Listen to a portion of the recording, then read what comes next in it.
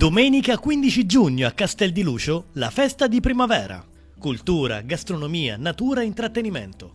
L'evento, patrocinato dal Comune, dall'Assessorato regionale del turismo, dello sport e dello spettacolo e dalla Presidenza della Regione Sicilia, offrirà un'occasione unica per scoprire le eccellenze di questo caratteristico borgo messinese. La location principale sarà la collina del Santissimo Salvatore, adiacente al labirinto di Arianna, una delle opere più belle del museo a cielo aperto Fiumara d'Arte, e la zona della chiesetta rurale del Santissimo Salvatore, con il suo suggestivo belvedere. In mattinata percorso guidato naturalistico e alle ore 13 degustazioni di prodotti tipici locali, tra cui la famosa tabisca cunzata, la pasta cusù con tamaidda e tanti altri prodotti tipici, il tutto accompagnato da musica e animazione. La sera precedente alla festa, sabato 14 giugno, presso il Teatro Martoglio andrà in scena un evento speciale. Alle ore 21:30 si esibirà il duo Antonio Agnello e Marco Mammana.